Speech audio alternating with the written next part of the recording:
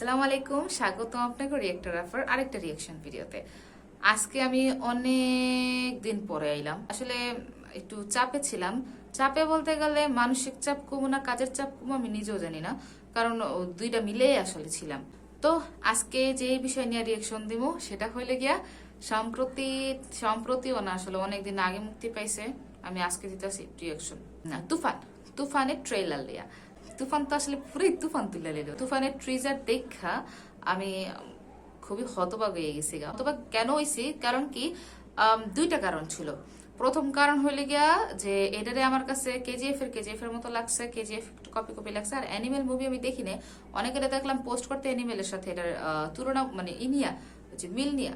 আমি animal movie দেখিনি, তাই বলতে পারবো না ওটা। কিন্তু আমার কাছে যেটা বেশি মনে হয়েছে সেটা হয়েছে গিয়া কেজিএফ এর মতো। আর কেজিএফ এর মতো মনে হয়েছে দেখে আমি অবাক হয়েছি। তবে আরেকটা কারণ ছিল অবাক হওয়ার মতো, সেটা হলে গিয়ে যে আমাদের দেশের কাজ। এটা সত্যি গর্বে বুকটা বইটা গেছে গা, যেটা আমগো দেশের কাজ। আর বিশেষ করে শাকিব খান আমার যে মানে আনফেভারিট পার্সন ওরকম কিছু না, এর মুভি আমার কাছে ভাল লাগে। হ্যাঁ, সব মুভি না, মানে যে মুভিগুলো উনি ভালোভাবে অভিনয় করতে পারে সেই মুভিগুলো অবশ্যই ভালো লাগে। আমি ওনার অবশ্যই প্রশংসা করবো। আর প্রশংসা করতামই না কিনলে, উনি তো আমার দেশের লোক, তাই না? যদি বিদেশি পার্সন গুলো আমি প্রশংসা করতে পারি, আমরা প্রশংসা করতে পারি, তাহলে আমার দেশের পার্সন গুলো তো আরো আগে প্রশংসা করা উচিত, তাই না? তো এই লেগে আমার মনে করেন মানে এই তুফানের ট্রিজারটা দেখে আমার কাছে খুব ভালো লাগছে, কাজটা খুব ভালো লাগছে। বিশেষ করে চঞ্চল চৌধুরীর সেই ডায়লগটা ভয় পেয়ে গেলাম রে তুফান, কি জানি এই টাইপের একটা ভয় পাইছি রে।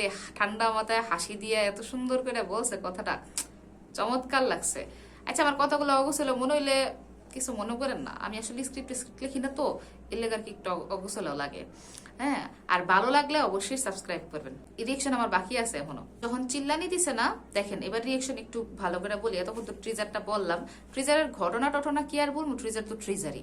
তো ট্রিজারের আমার কাছে যে মানে এতক্ষণ তো আমি ভালো জিনিসগুলা বললাম, এবার একটু বলি একটু নেগেটিভিটিতে, ঠিক আছে? প্রথম নেগেটিভ তো আমি আগেই বললাম যেটা কেজিএফ এর নকল লাগছে। দ্বিতীয় নেগেটিভিটি হচ্ছে শাকিব খানের লুকটা। শাকিব খানের মানাইছে, কিন্তু আমার কাছে কোন জায়গায় যেন একটু ঘাটতি মানে মনে হচ্ছে কি এটা শাকিব খান না, এটা অন্য একটা পার্সন দেখতেছি। হয়তো বা লুকের মিনিংসই এটা আসছিল, কিন্তু তারপর আমার কাছে মনে হচ্ছিল যে এটা মানানসই লাগতেছে না। আমি জানি না অন্য কারো কাছে এমন লাগছে কিনা, কিন্তু আমার কাছে হালকা হালকা একটু লাগছে। যেমন দাড়িগুলা একটু একটু লাগছে, চুলগুলা একটু একটু লাগছে। বিশেষ করে তখন যে মুহূর্তে চিল্লান দিতেছিল, করে চিল্লান দিতেছিল, ওই চিল্লানের মুহূর্তটার মধ্যে আমার মানে চোখের মধ্যে ঠিক ওইটা পাইনি। আমি চোখের মধ্যে ওই অ্যাক্টিংটা আমি পাইনি। আমি এত বিশিষ্ট কেউ না, কিন্তু আমার কাছে যেটা যেটা মনে হয় আমি এজ এ দর্শক হিসেবে সেটাই আমি বলতেছি। ওনার চোখের মধ্যে আমার কাছে ওইটা কম লাগছে।